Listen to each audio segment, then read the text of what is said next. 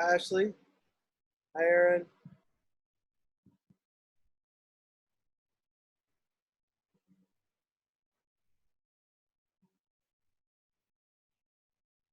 Let's give it a minute, see who else joins.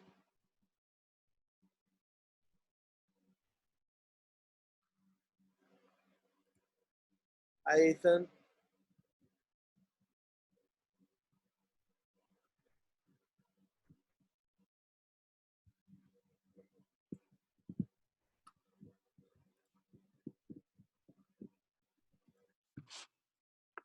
Hi, Zach. Hi, Kelsey.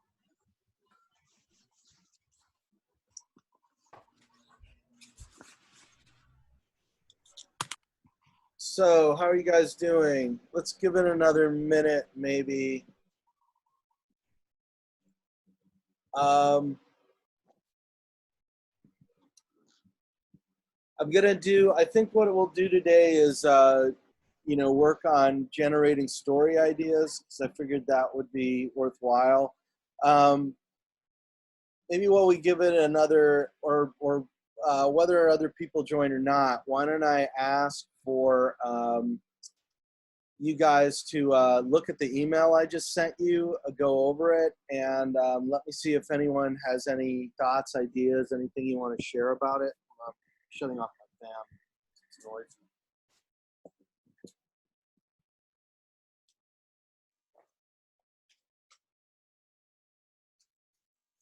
So let me give it just one more minute for you guys to look over the email I just sent.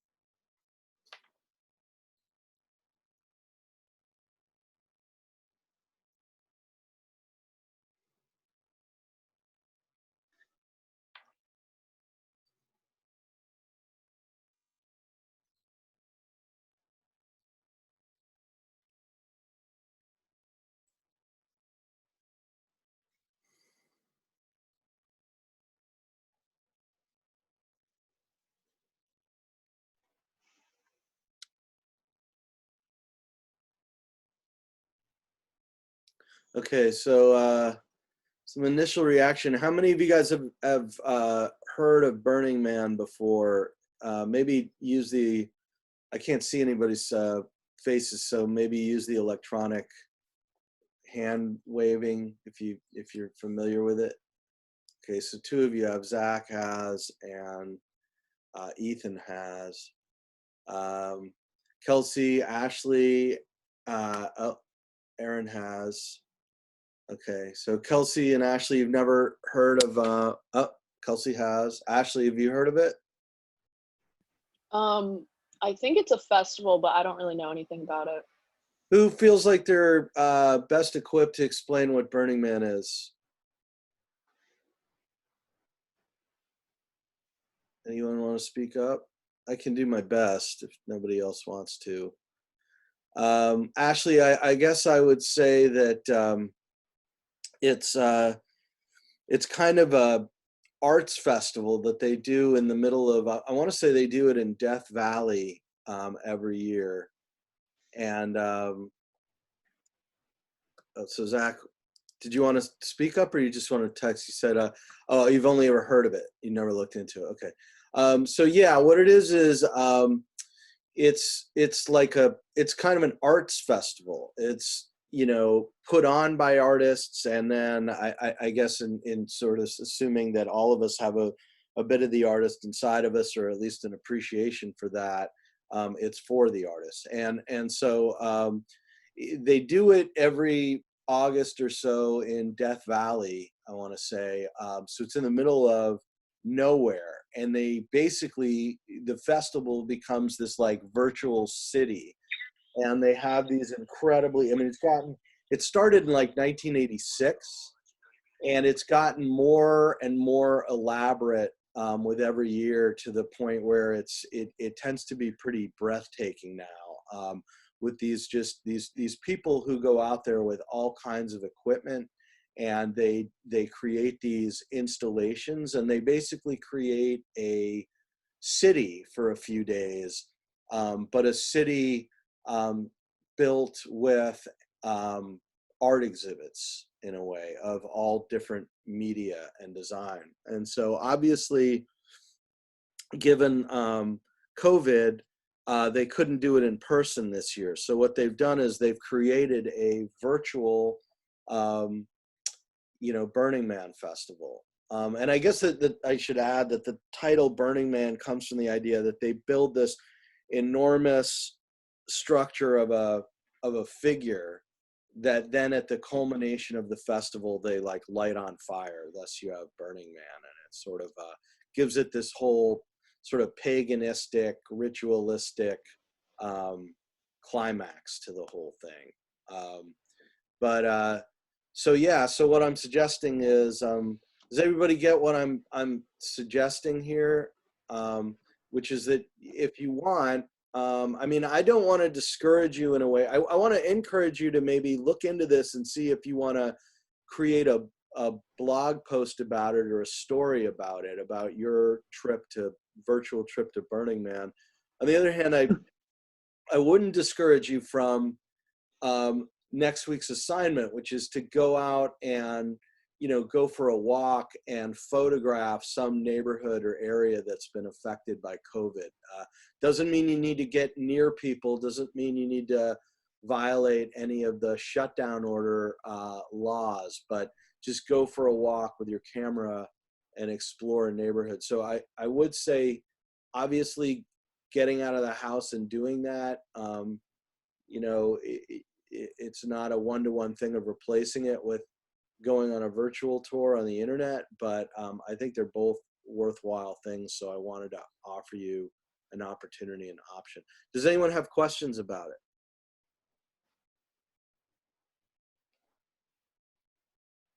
Any thoughts you want to share? How many of you find this an interesting option, something you're going to consider? I guess I'd ask for a show of hands again, maybe, so I can see how this is going over. So Carly, it sounds interesting to you. Zach, sounds good to you. Zach, okay, that's good. So it sounds like for just about everybody, it's worth entertaining. Ethan, Kelsey, you guys didn't raise your hand. Any thoughts about it? I'd be interested in it, just seeing how much time I have in my schedule to fit it in, but I've heard of the festival, so it'd be interesting to see it virtually. Yeah, I mean, I think unfortunately it closes up on the 6th, which is just around the corner, and so I can understand if there's just no time. So no worries. I mean, it's not like I'm assigning it. I'm just sort of suggesting that this may be something you want to chase after since it's happening. I just found out about it late last night. Ethan, any final comments about that?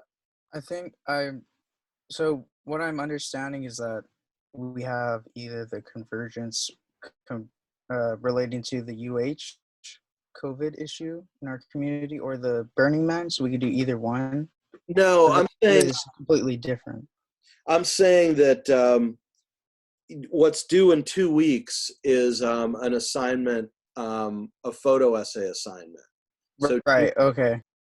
So instead of doing that, because the convergence one is already due pretty much. Yeah, I was wondering because I already finished my convergence, so I was confused on why we'd be given another story option. But I would just choose the photo option just because I'm more interested in photography. I'm a photographer myself. Yeah, I mean, and I definitely would not that's what I was saying. I don't think it's one for one. I don't think there's anything to replace the experience of, even if you're not a, you know, it sounds like you're already oriented towards that, but I'd say even if somebody isn't, you know, there's no replacement for going out into the world and photographing, right? So, Right.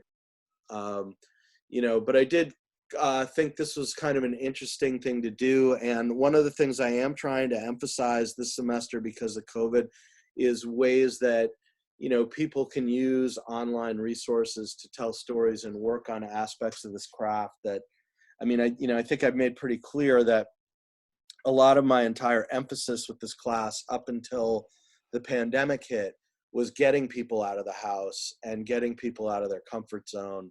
But now, you know, there are all these other skills involved in multimedia. And so given, you know, the situation we're in, you know, I think this semester is a good time to maybe focus on those. Zach, did you want to say something? No, I didn't have anything to say. Okay. Sometimes the screens light up and I don't know why that happens, but, you know, I would say that, you know, like Zach, you had mentioned, you know, difficulty finding someone to photograph right now. It was tempting to say, just do this instead. But I think that in that case, the skills are so different, you know, because for next week's assignment, the idea of doing, and it's a series of, I should correct the instructions online, because if you follow the you know, I think 8 different shots that I in my directions, you actually end up with a set of 10 photographs, because some of them ask you to take 2 shots for the step. So I think that, you know, the reason I didn't sort of suggest, like Zach, for example, well, why don't you just do the virtual thing instead, you know, the Burning Man thing instead for next week, is because photo composition and lighting and all those issues is obviously so different than putting together, say, a story about visiting virtual Burning Man, that I didn't think it would be a good idea. Whereas at least to some degree, the idea of visiting virtual Burning Man and telling a story about it is in some ways comparable to going out, you know, visiting a neighborhood and coming back with a photo essay. So that was sort of part of the logic there. Plus, it would give you guys more time to not just visit Burning Man over the next few days, but then think about how to put whatever you capture from that together into a story. I mean, one thing I should add as a final comment about it is that I don't know if you go online and go to the festival, if you're able to interact with other people. I'd imagine that that's certainly, I don't see why you wouldn't be able to. Like, I can't imagine it's all so virtual that there's no interaction. So another part of that I think is important is sort of trying to be the reporter and talk to people and interview them and gather quotes and information for it. Does anyone have any final questions about that before kind of move on to other stuff?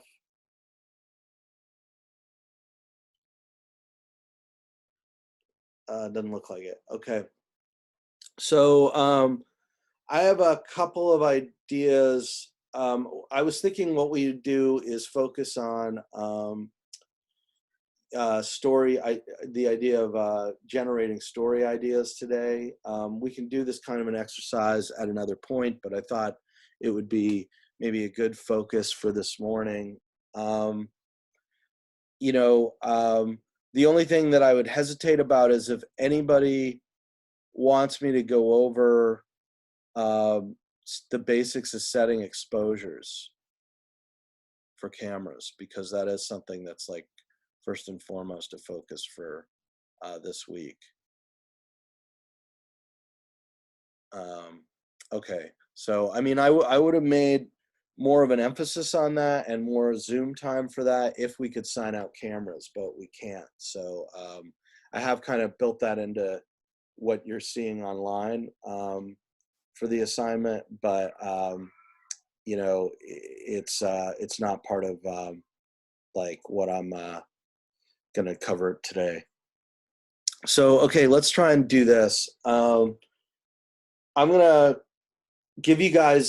give everybody a minute, and I'll time it to think over the last 2 days and see if you can come up with anything that you think would be a story that a journalist would tell. Now, for the COVID week, I'm going to give you guys readings about how to find a story and what to find a story, but just knowing nothing, just starting from scratch here of what you understand about storytelling and journalism, see if you can brainstorm for a minute, and I'll time it. Anything that you've seen, heard, talked about, thought about over the last 2 days that you think you could develop into a story as a journalist, okay?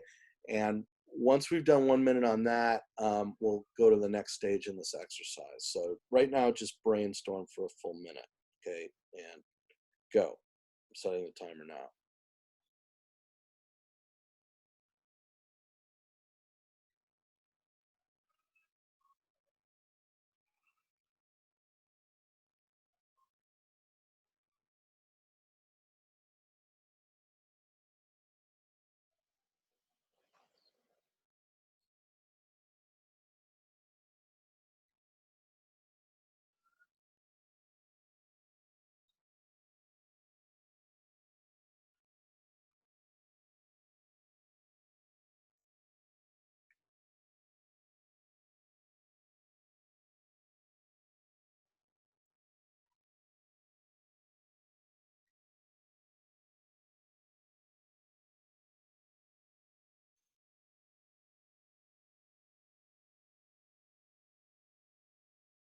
Okay, 15 more seconds.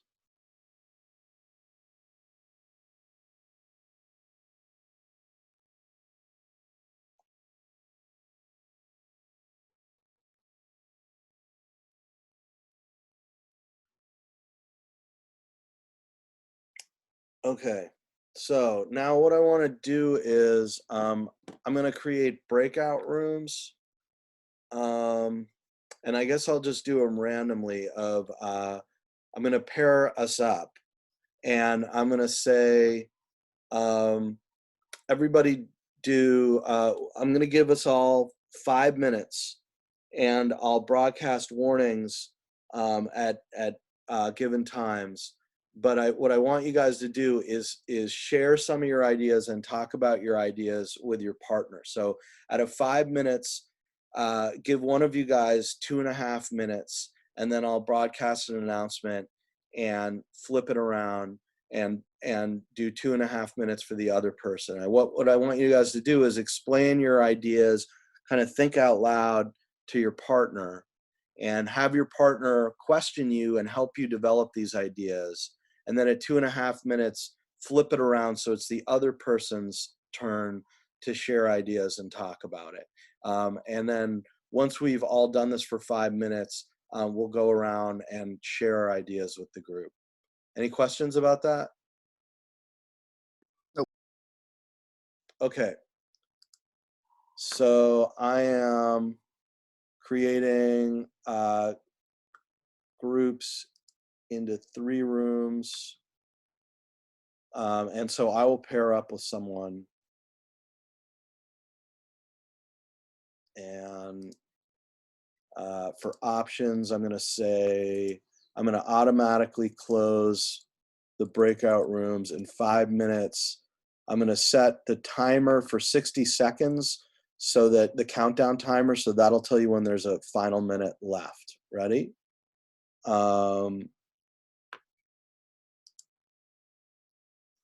I'm going to move everybody into breakout rooms automatically. So here we go. Ready? Go.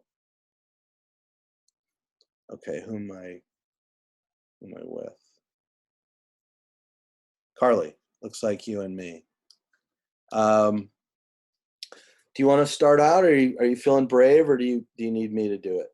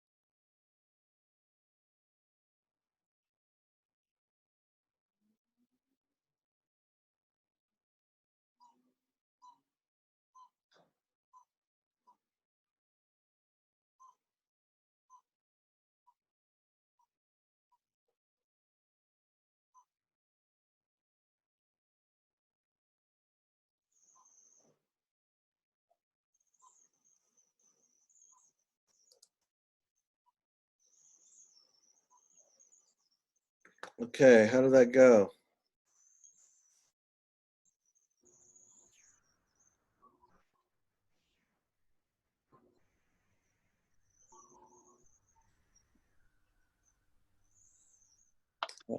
How'd that go, you guys? Good. It was good. Good. So what did you guys, now I obviously I give you no guidance on this, but where did you find your minds turning for ideas for story ideas? Or for sources for story ideas, I should say. Podcasts that I watched earlier in the day or earlier this week. Those are pretty thought provoking. That's excellent. Aaron, how about you? Kelsey and I talked more about like local news we heard within the week.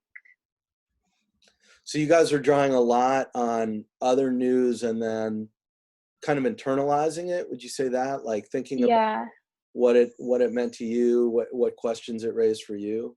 Yeah, but it mainly was just also like building upon it, kind of. So we actually talked about like a recent event that happened at a local spot here, and then from that we would talk about like the safety involved or like what people actually know about the spot, and then the tourism industry that comes into that spot. Sorry, someone else was about to speak up. Who was that? I missed it. sorry, my mic was off or was supposed to be off. Okay. Um, yeah, so that's that I think that we're on to something here in the idea that actually, Aaron, when you say that, was that conversation about something in the news or something you guys are aware of because you're aware of what's going on locally without the news? Something in the news. Okay. How many of you guys, so that's excellent because obviously I can't kind of emphasize enough to my 200 students how important it is to follow the news. A lot of times I feel like we've got a really mature group this semester. Usually I don't know how many people are freshmen or sophomores, but usually it's almost entirely freshmen and sophomores. And a lot of times people haven't been following coverage at all. Maybe now because of the pandemic, everybody's a lot more tuned into it. But usually it's a real challenge for me to really impress upon people how important it is to follow the news in order to create news.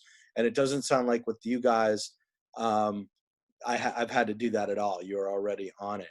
I would say, since it sounds like you guys are covering that base pretty well, what other sources do we find for story ideas? What, if any, did you guys find or can you find?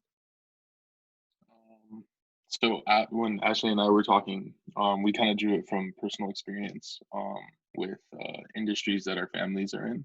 So we were talking about how industries were shut down because of the second lockdown mandate, and then also how businesses navigate the world of COVID and how to stay safe. Yeah, that's, so then that gets to another obviously key source for story ideas, which is talking to people, right? Talking to each other, maybe as two journalists, just brainstorming the way you guys did. But you're also primarily drawing from your conversations with all these other people in the world. So even though we're cut off because of, the pandemic from maybe, in-person conversation, you guys are still obviously talking to a lot of people and you're reading online interaction and all that's going on. So we've got looking to journalism and then kind of internalizing that or connecting that with our own personal experiences and what we get from our conversations with other people. What else would be a major, if we had to think of, say, two more major sources for ideas for stories, what might they be?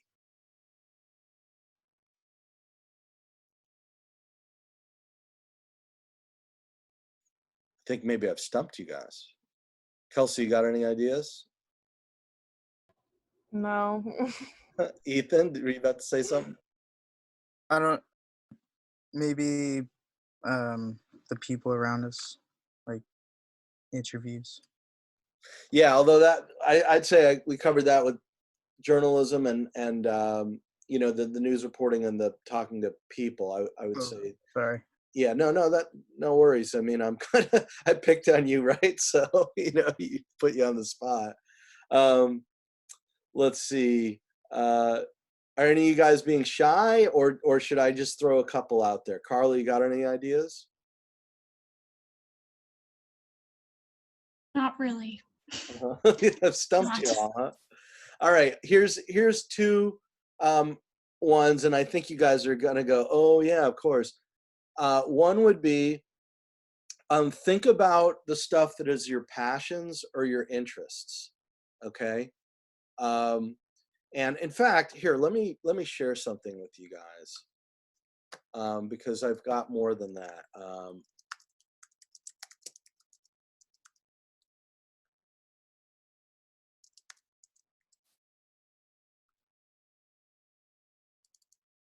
So this is a list I came up with, and Brett, who's my colleague, came up with one as well. So I'm going to share my screen here, if I can.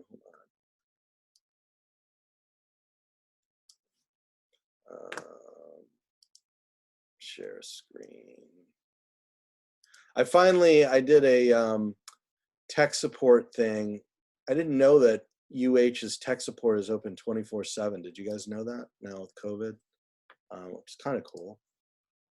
But I finally figured out how to, if I can figure it out again, how to see you all and at the same time share my screen with you guys. So we'll see if I can replicate that now live.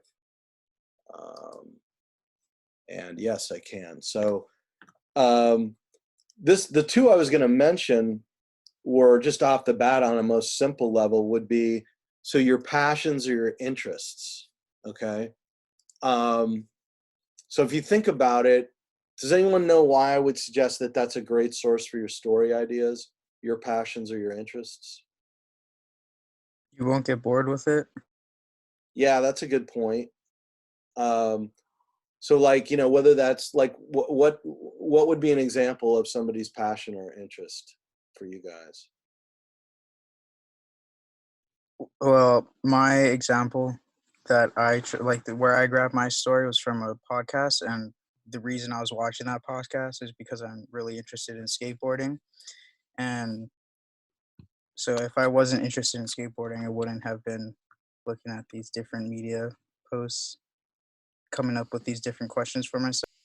Right. And so as a journalist, if you're checking out stuff like skateboarding podcasts, what kind of advantage does it give you in stories about skateboarding? Sorry, you cut out a little. I said, like, as a journalist with an interest in skateboarding who's doing things like going online and like what else do you do to kind of indulge your interest in skateboarding?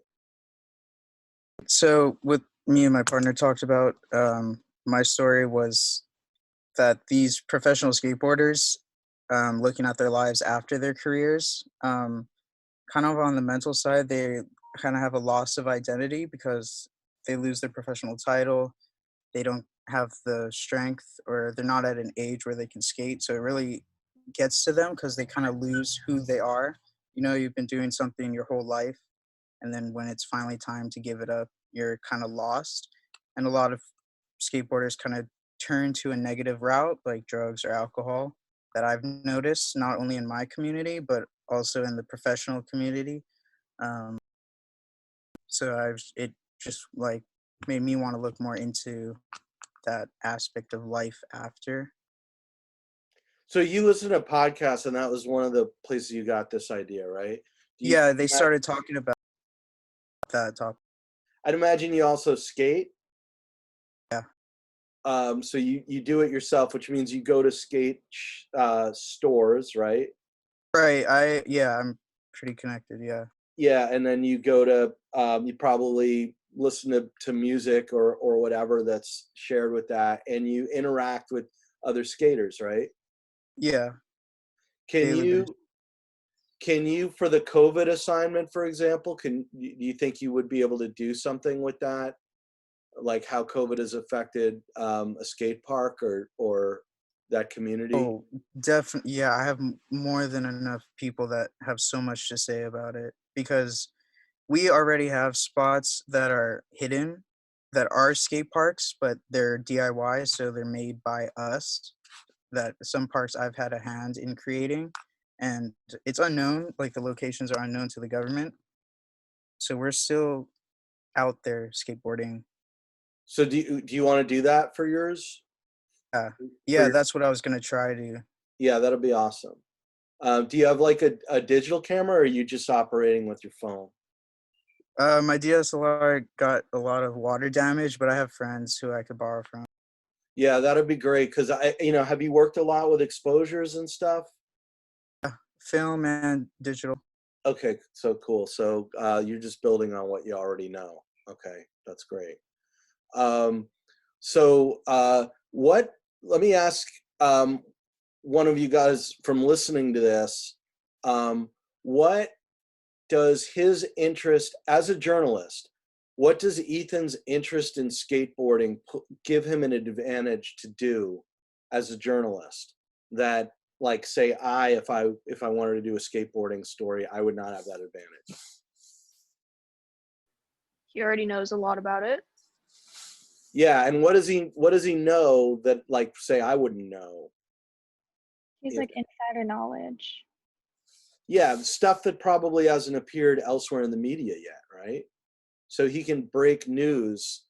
Because so if you guys have an interest and you guys are digging in, you're deeply up to snuff on whatever topic that is. That means you're in a position to break news about it, right? That people who are outside of that area of interest aren't in.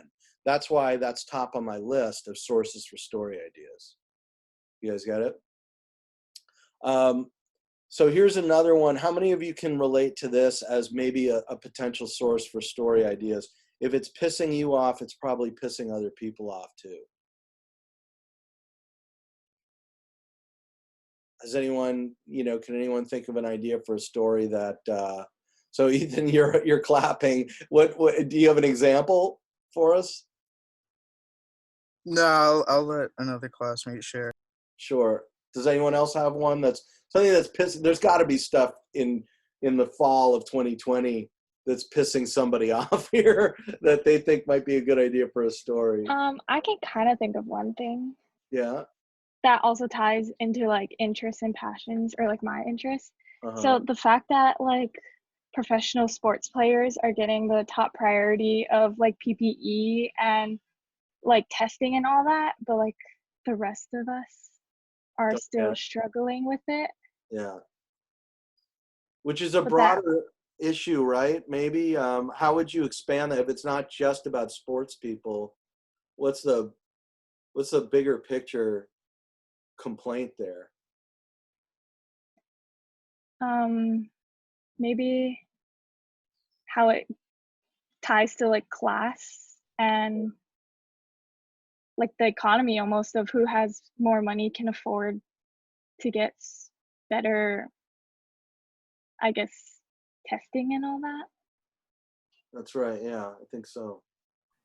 Not to cut anyone off, but doesn't like 5 big companies own all sport or something like that, right? Like there's 5 main companies that own pretty much everything. And so wouldn't it just be they're trying to bring in money because they can?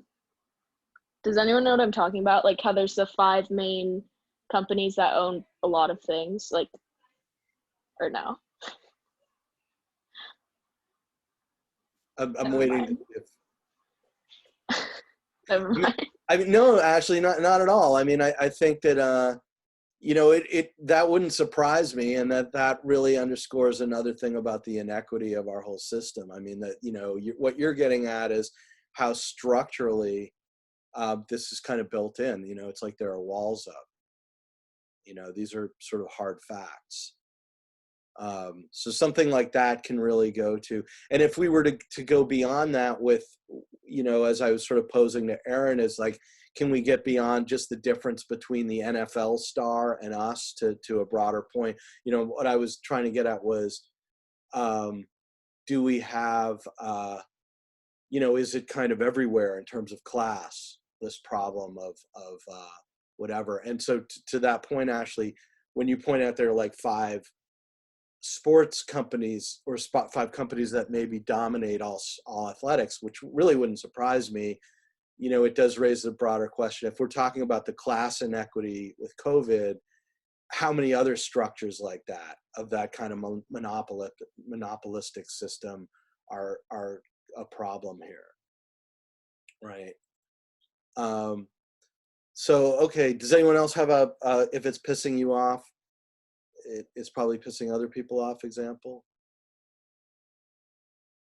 Okay, so talking to people, we talked about covering a beat, that kind of goes in line almost with what we were talking about with Ethan and skateboarding, is that if you keep covering an issue, then you get to know the players, right? You get to know the people involved with that issue, whether you're covering sports. So a beat is like, oh, I cover sports, or oh, I cover education, or oh, I cover the cops and I cover crime, right? And so if you're in there doing stories, I brought a photo editor in once to talk to my multimedia students, and he made a really great point. He said, when we send you out on a story, if you don't come back with 2 more story ideas, you're not doing your job. So whenever you get a beat, whatever that beat is, whether it's skateboarding or cops and crime, what we call the cops beat, you're in a position of developing more and more story ideas because you're talking to all those people and you're seeing these issues develop.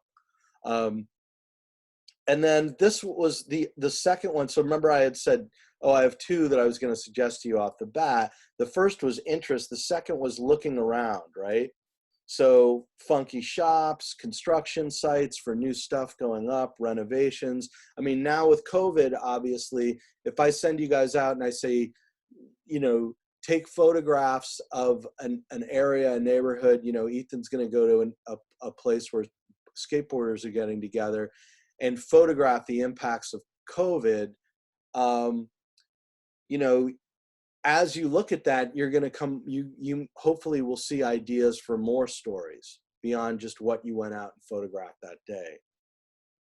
Looking at the fine print and documents. So I kind of have an interesting anecdote about this one for you guys.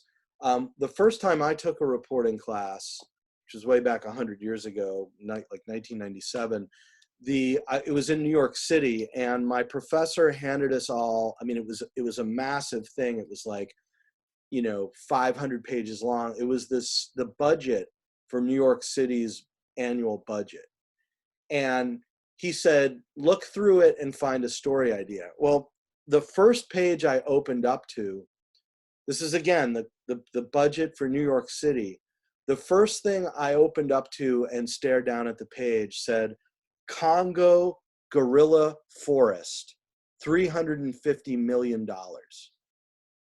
Now, why would in the New York City budget a line say Congo Gorilla Forest, and the city would be spending $350 million on it? Can anyone guess?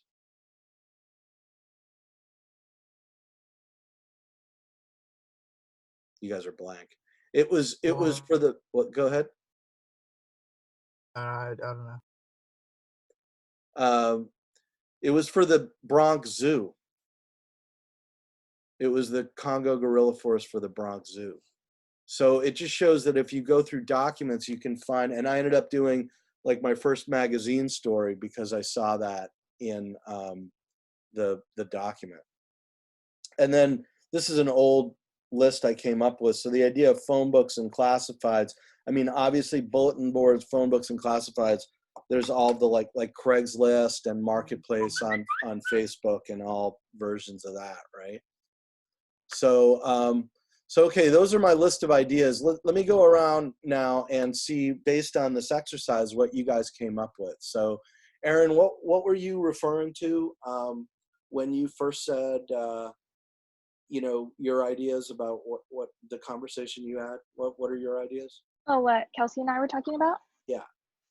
Oh, so we were talking about recently there was, I think it was a 24-year-old female that was jumping at China walls, and she actually drowned because she wasn't able to get out of the water.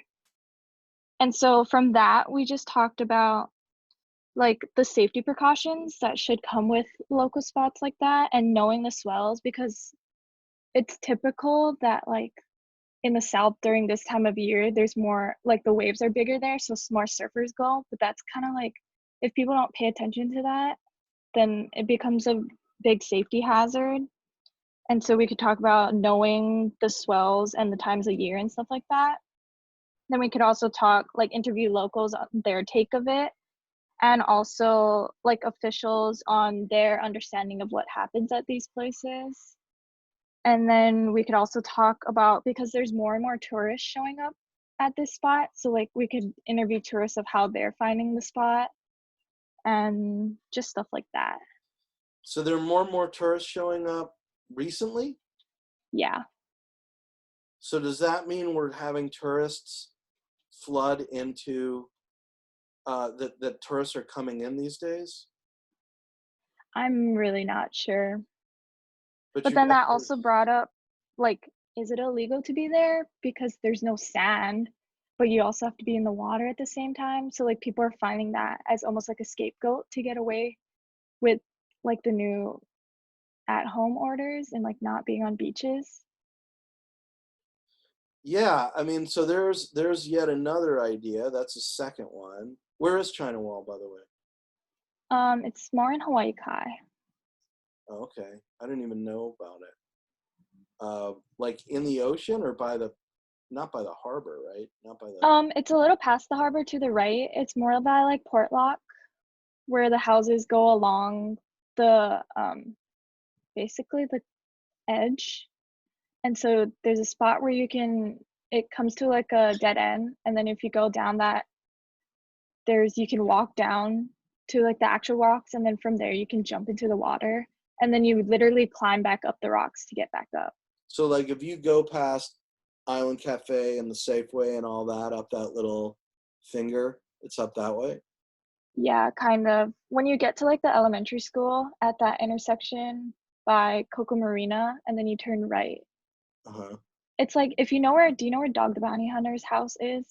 No, I guess I don't know Hawaii Kai that well. I usually don't, I'll take a left off of H1 and go into that plaza where the Safeway is. But other than that, I haven't really spent much time out It's there. more to the right from the Safeway. Oh, okay. So you had one idea, which is about the safety issues themselves. You had another idea about, what was that about, how the tourists are getting there, or that traffic there? Yeah. And also just like in general of how tourists are finding more local spots. Yeah, how tourists are finding more local spots. Does anyone see a huge glaring third idea in what Erin just said she's noticing? I think you could do like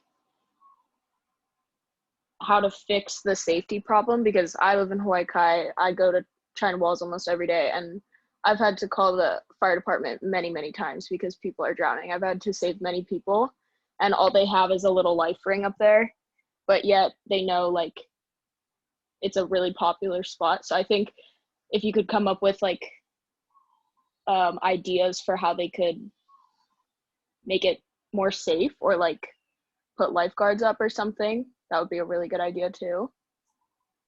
That's crazy. So it sounds like if you ever wanted to do a story, and by the way, let's not just sort of make this idle talk. Like, I hope you guys are writing these ideas down to pursue them, because, this is a challenging semester. And so to the extent that you're able to go after things like this, like Erin, it sounds like Ashley would be, if you want to do a story about this, Ashley would be a good person to interview. She has a lot of, and I'd imagine you have firsthand experience as well, or you wouldn't have come up with the idea. But Ashley would be someone, like usually I'm pretty strict with rules about, let's maybe not have students interviewing other students, find lifeguards or whatever. But I feel like in the era of COVID, the important thing is for you guys to just practice some of these raw skills, like doing the interview, gathering the audio, or gathering her comments and putting that into the story. So I would definitely, take note of that, Erin, if you're interested are you interested in maybe pursuing that for one of the assignments this semester? Maybe. Okay, yeah, just keep it in your back pocket. Keep all of these in your back pocket. The other thing I was going to say about it was, what are all these tourists doing pouring in here? And is that contributing to the spikes? And is that why we're all shut down? Because people keep coming from the mainland and not observing quarantine, and then that's spreading it everywhere? Like, isn't Hawaii Kai one of the main areas where the cases have spiked? I guess you guys have any thoughts? Does anyone have a sense? Sorry, go ahead. I know a lot of people stay in like Airbnbs and like homes in Hawaii Kai. It's really popular for that. But I think a lot of the people I know are following the 14-day quarantine, but I know a lot of people that aren't. And I think a lot of the tourists are following it because they don't want to get fined or arrested. But I think the main people that aren't following the 14-day quarantine are people that like are from here, but then they go to the mainland and they're coming back to see their family or whatever. They're not following the 14-day quarantine, from what I've noticed. Yeah, so I think this is like a kind of a big ongoing local story that you guys could definitely do something with. You know, because we're all going to be confined to our homes until, you know, people figure this out. I mean, I was in Hawaii Kai just before the shutdown, like a day or two before the shutdown. And I mean, there were just mobs of people not observing social distancing at all, just glomming together at the beach.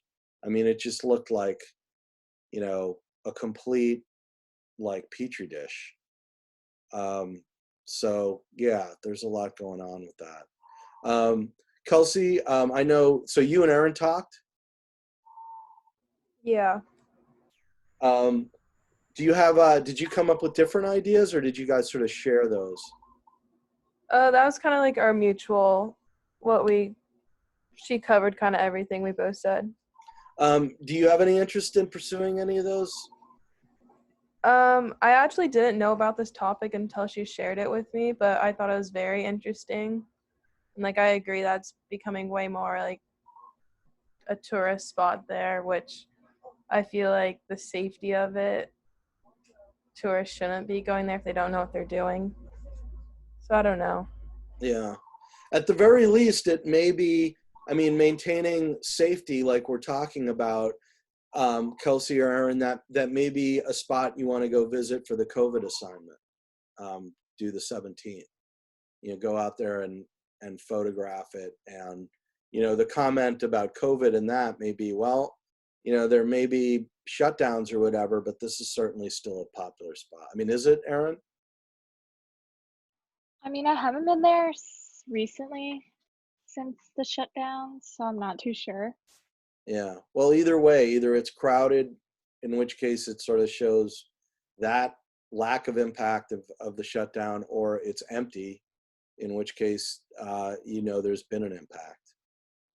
And it sounds like kind of an interesting place to photograph, even if people aren't there. I mean, you guys have heard me say with photojournalism, people make the news, and I do kind of, ideally, I would want you guys to work on that skill, but I don't know of, as your professor, a responsible way to ask you to do that right now, unless you're dealing with some kind of a zoom lens, which, given that we don't have any access to our digital cameras, you know, unless you're zooming with your phone, I don't know how you do that. So we're in a bit of a challenge with that. Ethan, you already gave us a story idea. Do you have another one from doing this exercise? Well, the one I shared is the one I talked about during the exercise.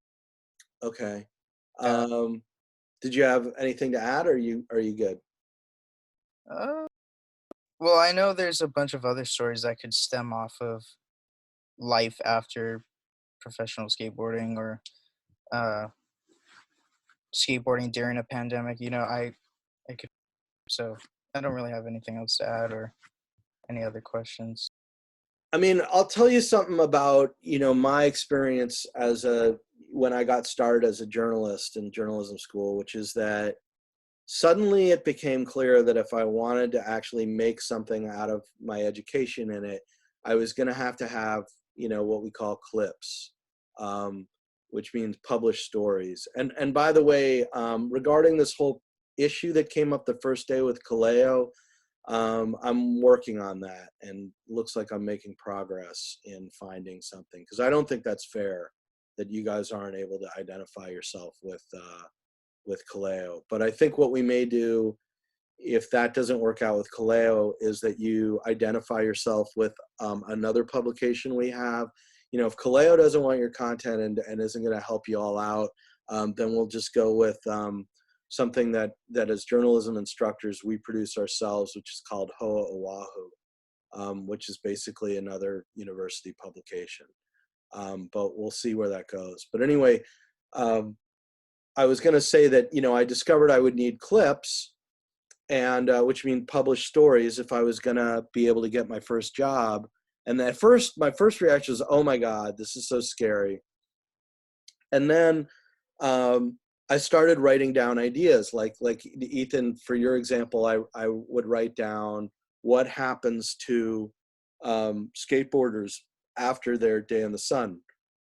And then what I quickly found, which, you know, is what you're getting at, is that, oh my God, there were like 4, 5, 6 ideas there. And so I remember an experience of the first time I sat down to write down story ideas. I started by looking at a blank page, totally intimidated and thinking, I have no idea what I'm doing here. And it was amazing how fast it had. Probably 2 minutes or 3 minutes later, I had filled the page and I was on to another page. And so that was a long-winded way of saying to you, Ethan, I would, while you're still hot on this, I would, take out a piece of paper, or open up a Word document and just start writing all of these ideas down. And then you could just knock them out one after another. I mean, that's what I ended up doing. And I ended up with, more than a dozen clips, just probably from 1 or 2 brainstorming sessions by the time I got my master's degree. Yeah, thank you. Yeah. Carly, how about you? Who were you partnered with? I was partnered with Ethan, but we shared our own ideas. Something that I was thinking about was like how people are testing false positive or false negative, or because our governor was supposed to meet with Trump, and so he got tested, and he actually he tested false positive, and like how that affects people in like the different types of tests and stuff that they're trying to come out with to try to make it more like ideal. And then I started thinking about the quarantine and how some people are getting asked and like getting called way more than others. How like I only got called once, but I know some people had like the police coming to their door, and how they're reinforcing that I think is really interesting, that I would like to learn more about. The police are coming to their door for what? To make sure that they're in quarantine. This is in Michigan? No, in Hawaii, like for the 2-week quarantine, to make sure that they're staying at home. That's fascinating. I would love it if you could do a story about that. Mm-hmm. And I think regarding your governor, you're talking about Michigan, right? Ohio, right. Oh, yeah, I forgot. Okay. I mean, another thing you can do, I mean, it's sort of, so you're in Hawaii right now, right? Yes.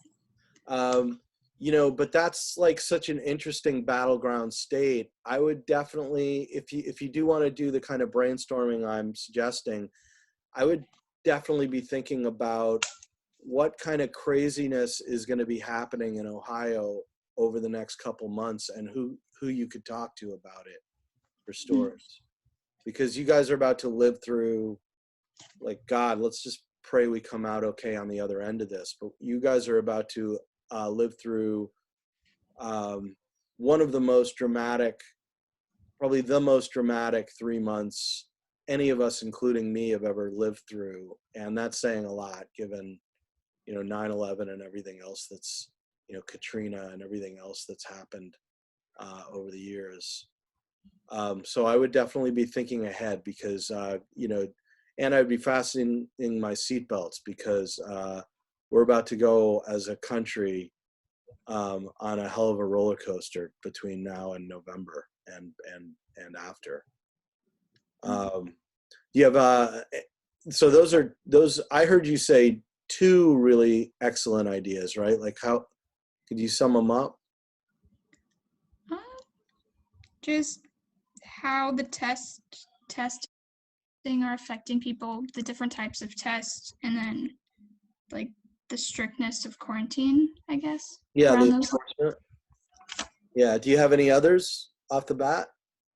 I was also thinking about holidays, because Labor Day is coming up, and how people are going to be celebrating that. And then when I was thinking about that, I was also thinking like with Thanksgiving and then Christmas, how people are going to be going home, and then what's going to happen after that if this is all still happening. Are people even going to go home or kind of come back, and how that's going to spike, or hopefully not.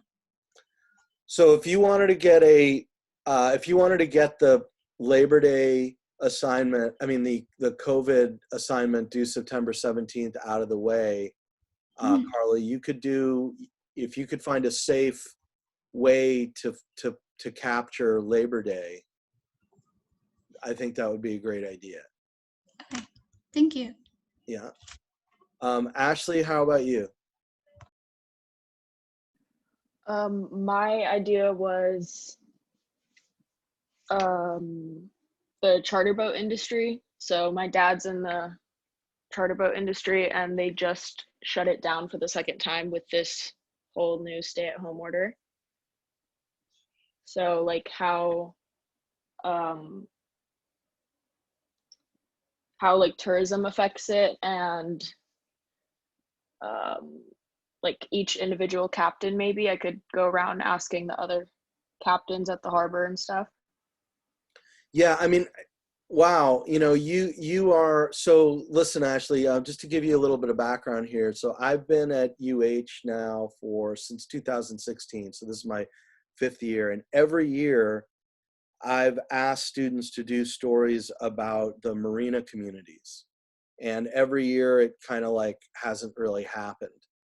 But I think that if you're interested, you could make this kind of your semester long focus if you want. I mean, I don't know, you know, we haven't even had a conversation about it. This is why the individual talks that I have with you guys will be so important this semester.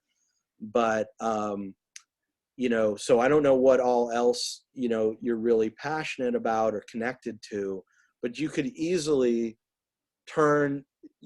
focus every project around your connection to that world. What are you thinking? Yeah, I mean, I've worked on his boats for the last 3 years, and it's definitely a big part of my life and interest. So I think that could definitely happen. Right, and these communities are to me, you know, I covered, we used to call them in the Florida Keys, we used to call them liveaboard boater communities. And, you know, because people lived on their boats, right? And it was a very similar situation to Hawaii, where the costs of housing were so expensive that for a lot of people it made most sense to live on their boats. And then that created a community. And also there's a really rich history of that. Like, you know, John Steinbeck decades ago wrote Cannery Row. If you've ever seen the old Popeye cartoons or the movie that was made by Robert Altman in the 80s, that's all about liveaboard boater communities, which have existed for generations. I wonder if you've always had a sense of that, Ashley, as being someone connected to it. Yeah, I think it was awesome that you brought that up, because that just sparked a new idea, because the harbor that he runs out of at Kewalo is you're supposed to be running your business out of there, and there's tons of liveaboards in that harbor, and it makes all the people that are trying to run a business angry, because a lot of them are really cool, but then you have a lot of people that are also disrespectful and just kind of gross, and it's hard for people to run a business out of that. But yeah. Yeah, I mean, I think, wow, you know, you are right in the middle, and you have access to just an amazing world there. And it, you know, the local media has kind of done little sort of forays into that, dropped in and out, but you're in a much better position to really tell stories about it. You could really do, I mean, we submit, so just to let you guys know, I'll take your stuff and I'll submit it for our contests, and so you've easily got grounds there for stuff that we can submit to, you know, if you can put it together right, that we can submit to competitions that should be extremely competitive. I mean, I think all of you guys are coming up with great ideas that if you can execute them, I can then submit, and hopefully we can win a ton of awards for the work now. The downside is you guys finish your stuff for 2020, and I think it's Well, I don't. I mean, actually, as maybe as early as June, you would find out if you won awards for it. So next June of 2021. So that's pretty good. The people in the spring, it's kind of more of a bummer because they wouldn't get to hear until the following year whether they won an award. But for you guys, you'd be coming in for a 2020 competition, and so you'd get awards for work like that in 2021. And I think like what you just said, Ashley, is you know, really gets at like the you know, a lot of different things at stake. Because I think for liveaboarders, they feel like, hey, we've had a community here for generations, and it's being ripped apart by whatever new laws are kind of pushing us out, or by the business owners are here. And of course, you understand the side of it from the business perspective, and then there's the perspective of the government. And so for all of this stuff, there's just so much storytelling that you could do with it. Now, having said that, do you have other ideas, or you know, was that the main one that you talked about?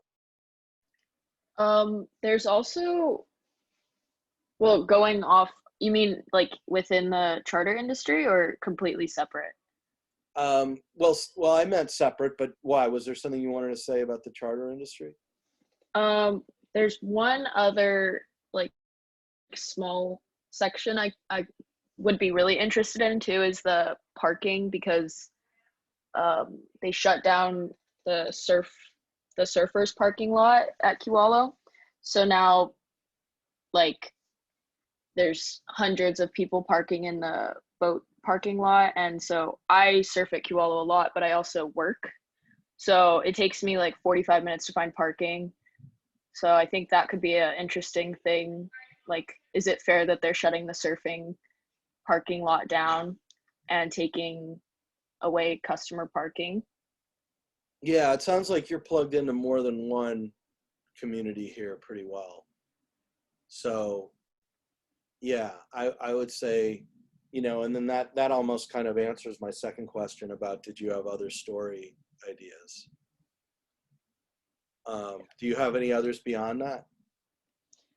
Not at the moment. Well, you gave about 50 right there. So, you know, same advice would apply to Ethan, is that like, you didn't just give 1 or 2 or 3 ideas. You gave about, you know, literally a lot. I don't know, 10, 15, 20. I would just start writing really fast and see how many, like just, you know, a handful of phrases for each story idea, and see how many you end up with.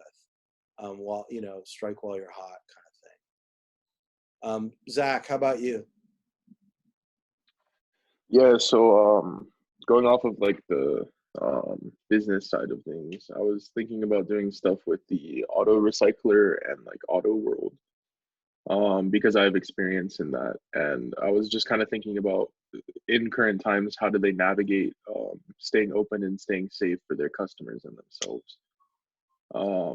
When we were talking in our group, we were talking about how that could be applied to like many other businesses that are essential and to the infrastructure of Hawaii. Do you But feel yeah, that's like, kind of my idea. do you feel like you can photograph any of that? You know, you and I talked about the Oh, shutdown orders or whatever. yeah, yeah, 100%. I could go down. I mean, I'm currently working at a auto recycler, so I mean, I could go down anytime and take photos there. Maybe, can you take a look at my 8 shots for recommended and see if Yeah. you could kind of reconfigure that or troubleshoot that to enable you to do that? Yeah, I can do that. Yeah, for sure. Okay, I mean, maybe there's a way.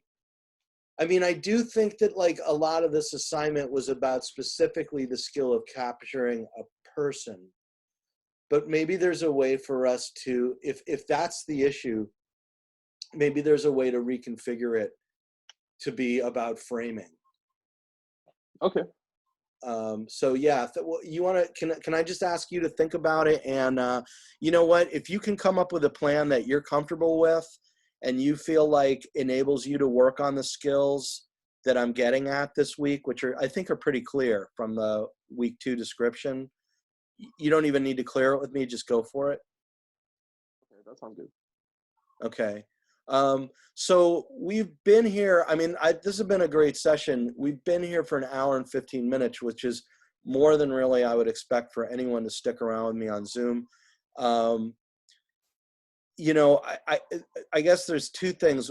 One is a quick question, and then there's the other thing, which is if we were to, and I'm happy to stick around longer, but I know that you guys have places to go, so I totally understand. But let me say a quick question, and then let me immediately follow up before you answer that with what I would do if we were to stay on longer. So the quick question is, please give me feedback on, so I can troubleshoot any issues that are coming up right now on how the class is going through this new way we're doing it. And the second part is, if we were to stick around longer, and I'm happy to do it if you guys want to stick around, I would do another kind of quick round of that, but do it about what Ashley and Ethan and I think Zach were getting at.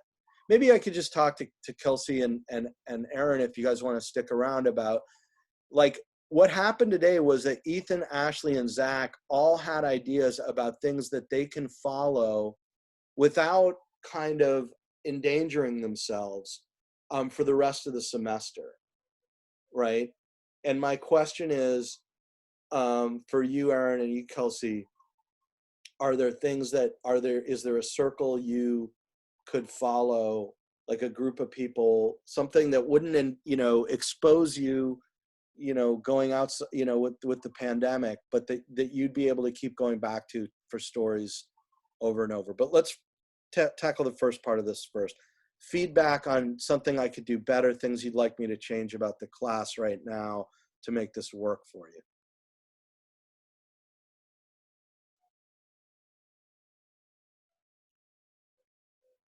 Is there anything that's been really difficult so far about the class?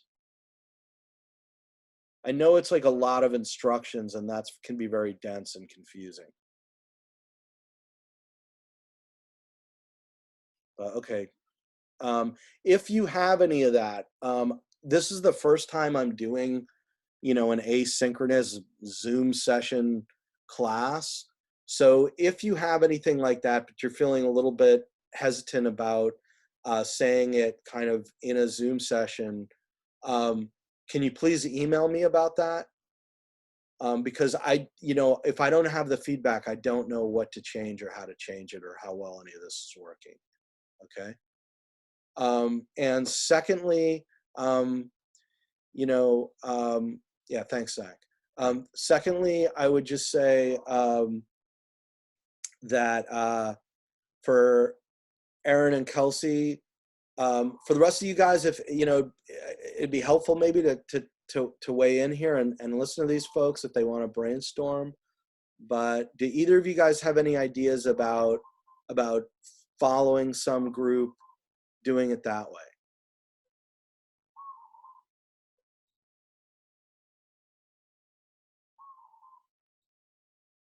So do you guys understand what I'm asking? Yeah. And I should clarify, Aaron and Kelsey, that, or for all of you guys really, that I'm giving you guys 3 tracks. Once we get into projects, I'm going to try and give you guys 3 tracks all the way along the way. So one of them is going to be, that you do regular reporting. Like Ashley's in some ways is talking about, I'm going to go out and I'm going to talk to people, which is what we would do in any normal class. Ethan, I think, is talking about some version of that too. The second one is kind of what we're talking about right now, which is, okay, I'm gonna follow some group that I'm in contact with anyway, so I'm not reaching beyond my sort of like, bubble, but that's gonna be the best way for me to cover it, right? And then the third way is like, I'm going to use online sources. I'm not even going to leave, but I'll go ahead and do it that way. So you have those. I'm going to try and give you guys those options all along. So the archival version I'm talking about is kind of the equivalent of me saying, hey, cover Burning Man. So you're not even really leaving your computer. You're just gathering stuff off of the internet and stitching it together to tell stories. So that's going to be an option all the way through the semester as well. So Aaron, do you have any ideas? Yeah. I Okay. do have an idea about like going back to like sports during COVID, but Uh-huh. I'd focus more on like the NCAA because I was playing Division One volleyball at another school, and I opted out of my senior year because of the whole pandemic, and so Mhm. I stayed home and I transferred to UH. Right. But I still have like old teammates that have gone back and they're dealing with their sport. And I also have other friends that go to different schools and play different sports that are going back and dealing with the NCAA regulations now in the pandemic. Hmm. So that's something I could follow. Yeah, that'd be great. And it looks like we lost somebody. I think it was Kylie the one I was going to follow up with, but I guess yeah. I mean, I think that would be so. It seems like almost everybody here had an idea that for how you can do that, which I think would be a really important part of us like making this a successful semester. So I'm glad that that kind of came out of this. And I'm going to share with you guys. I think what did you all think? I mean, so by the I have to say by the end of my little PowerPoint lecture last time, nobody had stuck around. But I mean, is it going to be helpful for me to post that? I mean, I don't know if how many of you guys kind of sat through the beginning part of it, but how helpful are PowerPoint presentations like that to you at this point? Ethan? I was just gonna say I was confused on which class that you said um, it was okay to. Oh, this is asynchronous, right? Not only your 150. This class is supposed to be synchronous. It is synchronous. Okay, so just 150. Okay, yeah. So I didn't show up last class, so I didn't get to see it because I thought this class was asynchronous. Um, so Well, posting it does help in case just for this one. yeah, I Semester. mean, what I said the opening day about this class being synchronous, the other one's not, the other one's asynchronous. I mean, I guess to be frank, Ethan, what happened with me was it was a bit of a blow or a turnaround when I found out I wasn't going to be able to see you guys in the classroom at all, obviously. Like I found that out in July. And then basically what that meant to me was I had to adjust to the idea that these were going to be online classes. And having taught this a bit in the spring, I wasn't confident about the idea of just demanding you guys constantly being on Zoom with me. I just don't think that's a good practice. I don't think it sets up a good relationship with you all. The idea that there's some kind that I treat this like it's a classroom attendance and that I, insist that you show up on Zoom. Zoom isn't going to work for everybody, and I just think it's different than showing up in person. So what I said the opening day about this class is, I'm really not going to, if you, I mean, like today, I think was a good example of a really productive Zoom session. But if you don't want to go to these Zoom sessions, I'm not going to be that strict about it. What I am going to be more strict about is that we're going to be doing a lot in this class where I work with you individually, where I'm going to say, here's a Google Doc sign up for times. I want you to talk to me at some point this week. Now, does that mean we have to have a long conversation? No, if you don't want to, you can just check in with me. But the reason I'm going to do that and the reason I emphasize it is because that way it's going to keep you connected. Right. And so that I'm sure we're on the same page, because my main concern, both for 150 and for 200 is that in doing it entirely online, especially at the 1 or 200 level, that people begin to fade out. Is that clear? Yeah. Yeah. So, I'm not going to be, I mean, I guess bottom line, I'm not going to be strict about attendance policy either way, but I do have that kind of grade for participation. And to the extent that I'm going to use it, it's going to be more, if I ask you to talk to me on the phone and tell me how you're doing and tell me where you're at with your projects, that you make a time to talk to me. Yeah. I wasn't choosing to not come. I just got caught up in some homework and forgot about No, I class. mean, you know, and honestly, I'm not evaluating your performance on that basis. Right, right. Okay, for either class. So even though this one technically is synchronous, that one is asynchronous. To me, Zoom is what it is. For some students, they're going to find it incredibly valuable. For other students, you know, as you could see, I mean, not everybody showed up for this Thursday thing, and I had said it was optional. So I just remember you had said, and this was my fault because I couldn't remember which class it was. You had said that just try to show up to at least one class of throughout the week, and I thought you said that for both classes for some reason. So it's just yeah, I my probably, misunderstanding. yeah, I did. I mean, I think for this class, you know, having said what I just said, I really did go into this semester hoping or thinking that to the extent possible, I could do individual discussions with you in terms of the Yeah. most productive thing.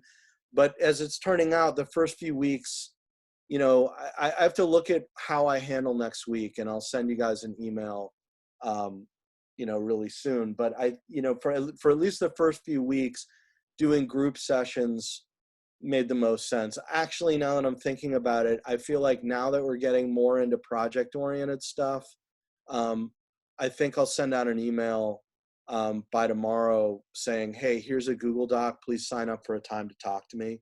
And that's what we'll do next week instead of more Zoom. How did this, how is Zoom going for you guys? Not too bad. It's I'd say okay? all right. Yeah. So if I leaned on it a bit, nobody would be too put off? No. I don't think so. Okay. You know, I guess the reason I was really hesitant was because, at least early on in the spring and summer, I was hearing a lot of pushback from students about Zoom. Maybe now people have adjusted to the reality. Yeah, I think people just needed to swallow the reality pill. I mean, what I'd like to do, you know, I'm a little concerned that it would be redundant for you guys, in which case, you know, that's cool and you wouldn't have to participate. But I felt like this went really well. The one downside is that we didn't have more students involved in it. And so I'd almost like to repeat this exercise maybe with the other ones, because I feel like they could, you know, feel like it was helpful to you guys and it would be helpful to them. Oh, it was beneficial, definitely. Like, kind of cleared up a lot of things that maybe if we were stuck on one idea, how we could branch it out, of course, how we could, evolve our stories. I mean, I Just hope, talking it helps, just getting it, like speaking it to somebody and then getting feedback is just already, I think it'll be beneficial for whoever missed it. yeah, absolutely. I mean, you know, one thing I noticed, and see if you guys agree, Aaron and Zach, is it seemed like it was confidence building for you guys, and it certainly was confidence building for me, knowing that you guys have so many great ideas and that they're executable. Personally, yeah, I feel like it was confidence building, a lot of confidence building, because I wasn't too sure if the things that I was saying were gonna actually work or work in the favor of like a COVID like setting, you know. I mean, I think your interest in cars is awesome, Zach, and I think you could do a ton with that.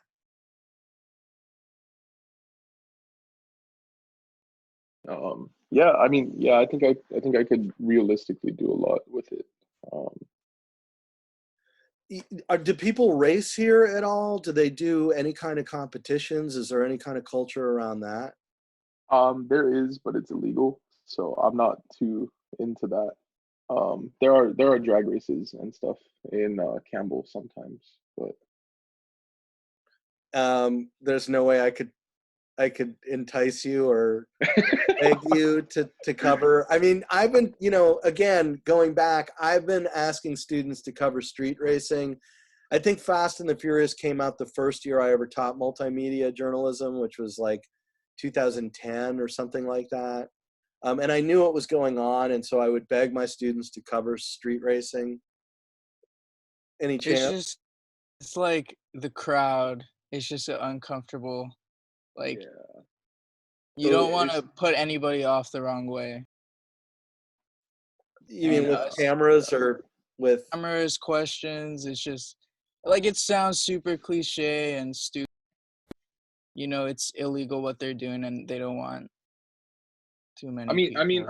Yeah, I agree with Ethan. I might be able to do something. I know some of the people who drive, and who like have the nice cars. So I might be able to. I think there's a way to maybe protect them and us to do good stories about it. Oh, definitely. Netflix does it with their drug cases. Yeah, I mean, on the one hand, it's like going immediately into anonymous source stories. You know, this is one of these tough things where, as the educator in me says, I want you to have everybody's full names and on the record because you need to learn how to do that. The journalist in me says, just get the story, you know, like just try and however you can get the story. So, you know, that's something that Zach, you and I could talk about how to navigate. And same with you, Ethan, because you're talking about, you know, people kind of pushing legal boundaries. But Zach, there's plenty of legit stuff that you can cover too. So this is why I think that the individual discussions that we have, maybe starting next week, or you know, that would probably be a good idea just to start next week, would be really helpful because we can troubleshoot this kind of stuff. Yeah, thank you. Yeah. Aaron, any thoughts about all of this? I would just go back to like the confidence booster kind of thing. Like I found this class really productive with not only like figuring out stories and getting inspiration from like the classmates, but it was also like learning about their interests too.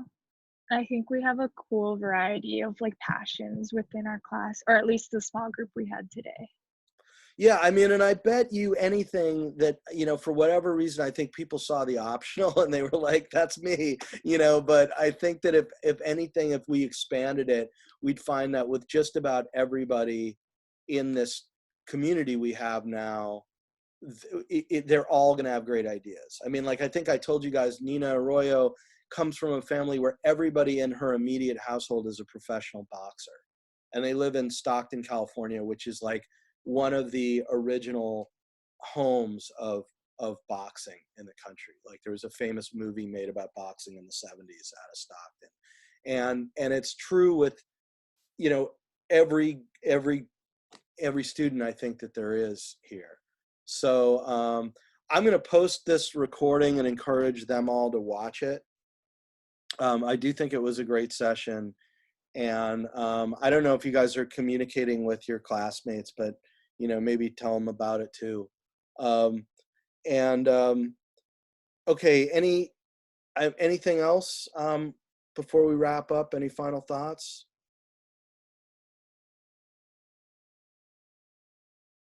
Okay. Yeah, I thought that was a fantastic session. Thank you guys so much. And I will be posting this on, I think I'm going to create a separate tab for our videos, and then I'll create a separate section of the website for this stuff too. So this is a great session for me. It gave me, you know, really good feeling about the semester with y'all. So thank you. Of course, Thank you. thank you. All right. See you guys next week. I think we'll do individual meetings, but stay tuned. I'll send an email. And I'm Professor. See you later. Yeah. Take care. Bye. Bye.